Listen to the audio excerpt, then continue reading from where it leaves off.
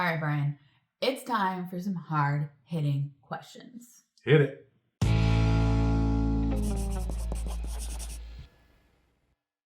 Welcome to Crocs in the Kitchen. I am Brian. And I'm Jessica. Once again, we are in Columbus, Ohio, in the lovely Tess and Jeff. Tess being my cousin, Jeff being her husband. Tess and Jeff's kitchen. Welcome. It is a lovely kitchen. It is. They actually just redid some of it, so yep, it's a nice little. And while we've been here, they've been cooking dinner for us every night, and it's been fantastic. And well, I mean, Tess and I love to do Tess and Jess in the kitchen. That's true. It should be a whole new channel, obviously. Oh, okay. So I've had a lot on my mind lately. We've been away for a while, and I've had a lot of stuff that weighs heavy on my mind. But a few things that I wanted to have a conversation with you about, and we kind of started the conversation the other day, and then I was like, actually, I kind of want to film this and just film the raw conversation and not like a rehearsed version of it or something. Not that we ever really rehearse anything, as you can probably tell. So yeah, I really don't know what we're about to get into other than she told me kind of like the title of the video. We've never been the kind of people to sort of like sugarcoat things or like put on some kind of front like we're perfect and everything's perfect and everything's great. But I feel like there's even more room for us to just get real with where things are and what is going on in our lives. And there's no need. There's a pressure, I think, that people in our position, YouTubers have to hold up to whatever standard that we have set for ourselves in front of you. But I don't think we've necessarily set a standard, except for a standard of honesty, obviously. But I don't think we've, I don't know. So let's just kind of get into it, and it'll kind of all evolve. So this came up because it's obvious. I mean, it might not be obvious. I don't know. Maybe you guys are like, you guys look skinnier, like whatever. Like, it's obvious that over the last few years, we haven't been on a great train of weight loss, right? We haven't been, dropping the pounds. We're not back to, if you watch some of our videos from maybe like right around 2020 or so, right before everything went crazy, we're pretty dang skinny in some of those. We got down to, we're nowhere near our highest weights at all, like hundreds of pounds away from that still. Yes. But well, not hundreds, but we're a lot away from where we were at our top weights. Yeah. But at the same time, we haven't necessarily reached some sort of healthy equilibrium that we can just maintain at. I myself, I've been like gaining and losing the same 20 to 30 pounds, I feel like, for the last 2 years. And you're kind of in the same boat. Yeah, I've been fluctuating up and down, but I'm still, we're still nowhere near where we wanted to be or where we know we could be. Yeah. So where my brain kind of has gone is, when is it enough? Like, what is bad enough? What is inspiration enough? What is finally going to cause us to get ourselves to the point where we would call ourselves healthy? Has cancer not lit that fire under us? Has having a child not lit that fire under us? Has, everything that we've been through, you would think that we would want to be, we both have had cancer and been given okay, now there's no evidence of disease. Does that in your mind start you back at square one where you're like, okay, let's get to the healthiest possibly place we can be so that this cancer doesn't come back? Like, why are we still flapping around like little fish out of water? And so I guess let's just start with your take on has cancer changed the way that you look at wanting to be healthier? Yes. It's definitely changed sort of my what would be my goal. Originally it was just sort of to lose weight and just to be healthier, but I would like to be I would like to be at a healthier state, because I know at a healthier state there is less of a chance of cancer like coming back, or or something along those lines. But I think to kind of answer your question of like, why didn't this sort of light a fire under me at least? I'm sure you have your own reasons, but for me it was kind of like, I mean, I did lose like 30 or so pounds after the diagnosis, and but since the holidays have kicked in, I've been up and down. But I think one of the primary reasons for me is that I get sort of this bit stuck in my head of like, well, what if the cancer does come back? Like, what if it does spread? And then I just like, I spent all of this time and effort, not eating, or and I'm not saying like starving, you don't have to but not eat. I know, but like I spent all this time and effort, like trying to get healthy, and it still came back, and it's just sort of a nihilistic view of like, why would I use all of this time that I have possibly left, doing a particular thing. Like, I should be out there living life and enjoying things and that. And so that's kind of one of the reasons that like I get stuck in my own head sometimes. But I do feel that we absolutely can do all of that stuff too. We can live our lives, we can go out and enjoy things, but we can also get healthy, start exercising, and like try to become a better version of ourselves, especially for Elsie. Not just because of the cancer, but just because I've told this numerous times that my one goal when it comes to food and stuff and nutrition with Elsie is that I just want her to grow up without having an issue with food, like having a complication with food. I want her to understand what nutrition is, what actually powers our bodies, and how we maintain a healthy level in our bodies.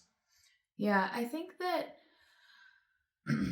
I mean, there's so much to unpack in this conversation. A lot. This could be an hour-long conversation easily. I think that I almost wonder if, because we have proven time and time again that we can still enjoy our lives just as much without like going back into, old habits with the food, without like binging, without any of that. Like, we have proven in multiple ways, like look at all of our recipe videos and how much fun we had developing those recipes, cooking that food together, and all of that. Like, there's been so much that we've done that has still been enjoyable. Yes. And it doesn't have to be, eating a certain, like eating, like going back to old habits of eating. I think for me, there is maybe it's a bit of comfort that I'm seeking in some of that. Maybe it's, if everything else in my world is chaos, at the end of the day, like if I can eat some chocolate, that gives me some comfort, and, or whatever it may be, I'm using that as a crutch to get through other chaotic times, maybe.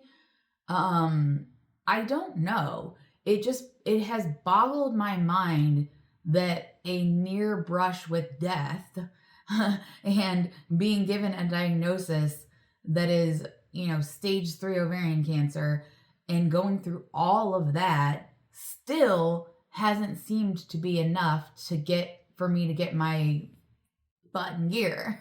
Like, I think Elsie, like you said, is more of something that, is just the idea that I don't want Elsie to grow up with the relationship with food that I've had. And I want to use this sort of filter when I eat of like, is this something I would, want Elsie to be eating? Is this something I would want her to be doing? Like, when I take some, vegan chocolate chips and peanut butter and microwave it and stir it up and eat it by the spoonful, that's probably not something that I would, really want to see Elsie doing in the future. True. So as I do that, I'm like, ooh. But then it's like, okay, well, this will be the last time. And then, maybe again, I don't know. And maybe I'm just... I also think that part of it too is that you're starting to realize that she is watching us. Yes. That she is starting to understand more about us, more about the world. Mm-hmm. And so you see the things that she is, like the words that she says or the actions that she does. And so you're starting to take that into account. Yeah. We're on our phones. She wants to grab a phone. Exactly. I was gonna say the phone. It is crazy how they understand what the phone is and that you can touch the screen. I mean, there was even a small TV the other day she was trying to use as a touch screen. Mm-hmm. And she's 15 months old.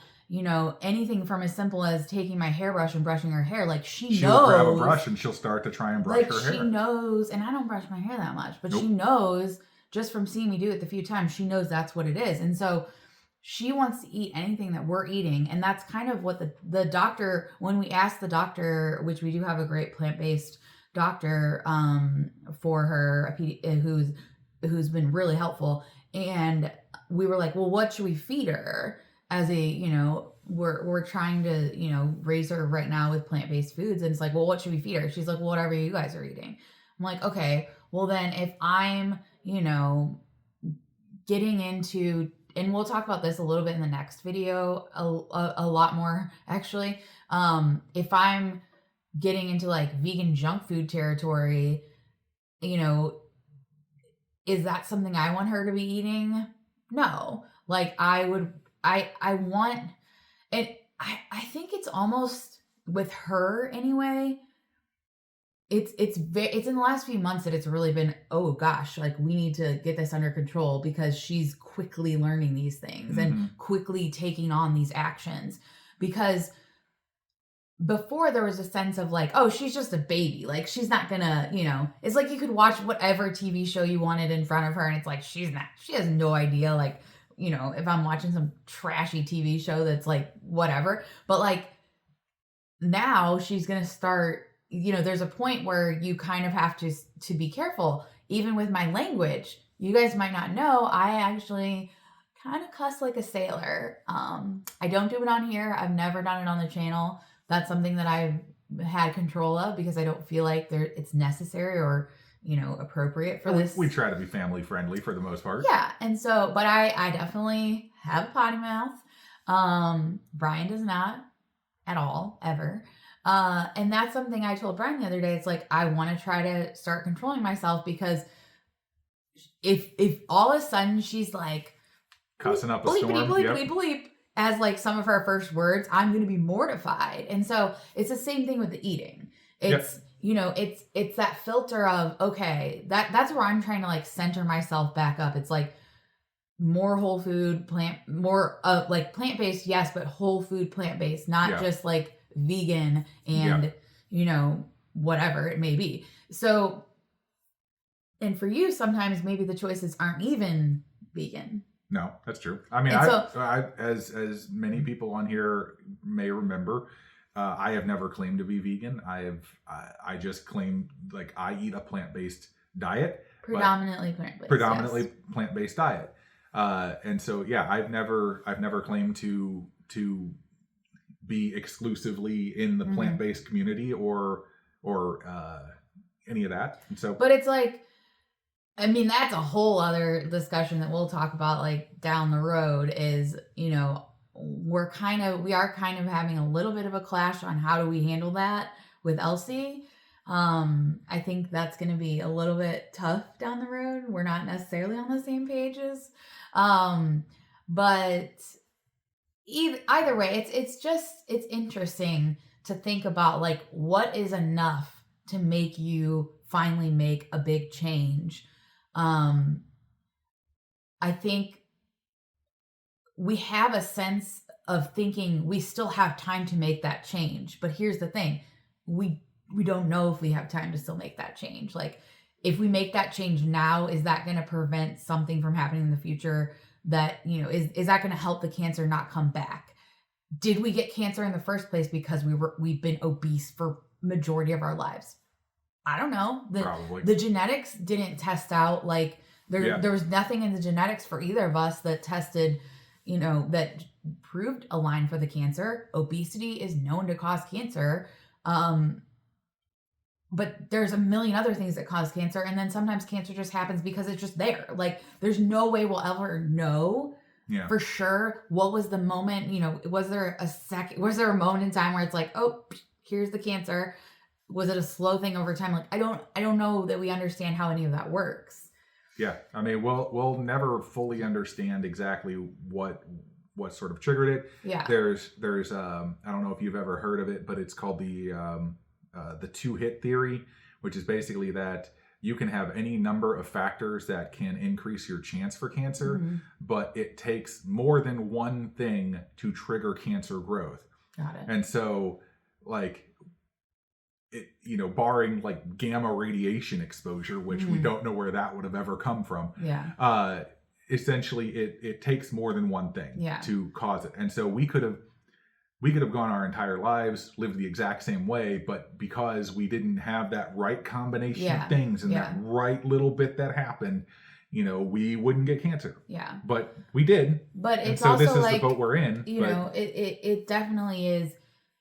In my mind, I've been given kind of a second lease on life. We've both been given a second lease on life. Yeah. We've both been at points where, if left undisturbed, those things would have killed us. Mm-hmm.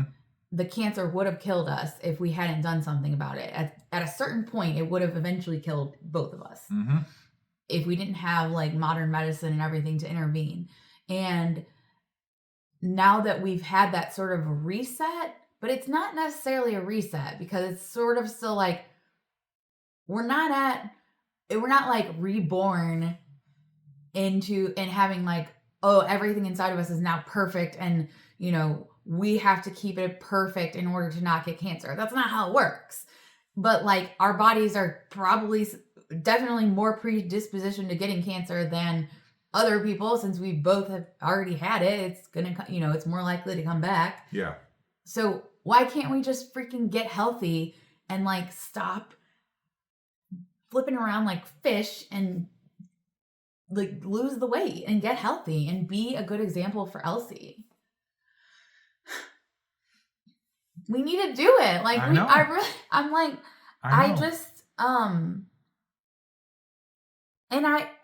on here saying like we fail and we suck. Like I don't think we fail and we suck. I think we just keep trying. And there's so many of there out who keep trying and just can't seem to get it under control. And I don't think this discussion is going to help. I don't know if this discussion is going to help us get it under control. I don't know if it's going to help you get it under control. Like what's going to help? I don't know. Like, I mean, there's no real solid answer other than to either do it or don't. Like, do we have to be maybe they could put us on like a concrete floor where it keeps moving. Like the longer we go without losing weight, it keeps moving in until we like are going to fall off the floor. Would that be enough to stop us from like gaining weight, like not getting healthy? Would that be enough? Or would we just let ourselves fall? No, we would probably stop at some point. But I mean, like, if I put a gun up to you right now and said lose weight, or I'm going to shoot you in the head in like 3 days or whatever, if your scale doesn't go down by 2 pounds, what would you do? Probably just stop eating at that point. Sorry, I'm not trying to be like, I mean, that's, She's not this violent. I'm just thinking though, like I get it though. It feels like, you know, like when I was diagnosed, I was being so strict during the time when I was on chemo. Like I was, I was doing really well, and even after that, and then over time it just sort of slowly fades. Like even the memories of everything that I've gone through sort of slowly fade, and you kind of like you go back to who you were before. Yeah. I don't know. I get it. I'm curious. I'm curious if you guys have anything to add to this discussion. Like comment below. It's something that keeps me up at night. And I'm just really curious, and I just wanted to see what your thoughts were. My thoughts are that I want to get healthy, and I want to lose weight, and I want us to live a long, happy life raising Elsie and any other future children that we might have. Are we bad for each other? That could be a whole new video. We can do a whole new video on that. No, we're not bad for each other. Are we not a good team? We're a very good team. We just sometimes get stuck. As Bono said, we got stuck in a moment. And for us, that moment's been going on for a couple of years now. I love you. I love you. You just like the fact that I quoted Bono. That's all. That was all. I do like Bono. All right, I think we should wrap this one up. We got way more we got other videos similar to this coming soon. And honestly, I think that while we don't really have an answer, we don't have a conclusion for this. No. I would love to hear some of your stories, you guys out there. Was there something in your life that happened that was a trigger that was like, yes, now I'm going to be healthy, and you've actually stuck to it? Yeah. Or drop something in there just about how you also struggle through this kind of thinking about this sort of cyclical nature to how we sort of revert to ourselves in the way that we used to be. I understand there are people that have a health scare and they've changed their life absolutely forever. We didn't have that. Yeah. Well, and maybe I need to think of it more like I did with my anxiety, which is I thought my anxiety was caused by the fact that I was overweight. A lot of it was. Mm-hmm. And then I lost a bunch of weight and I was still anxious. And I realized I needed to seek like outside help. Like I needed other help. There was something missing. I started doing the counseling. I started taking medication to help with my anxiety. Like maybe there's something that we're just missing. Yeah. From the whole picture. Yeah. I don't know. Maybe. And I mean, keep in mind, we're going to have a lot of life changes over the next couple of years anyway. Like we're still going to have hiccups. We're still going to have bumps no matter what we do. Yeah. But I think that we can very easily head down the right path. I love you. I love you. You want to end this video here? Mm-hmm. Okay. Subscribe to the channel if you haven't done so already. Click the bell that's right next to it. You get notified whenever we post a new video. You can, give us a like too. Yeah. Give us a thumbs up. You can also find us on social media, Facebook and Instagram. You can send us messages or just comment on there if we post anything or anything of the sort. But I think that's all I got. Well, that's definitely all I got. Actually, I'm pretty sure that it's not all we got. No, we could keep going way more on this. But we'll see you next time on Crocs in the Kitchen. Bye.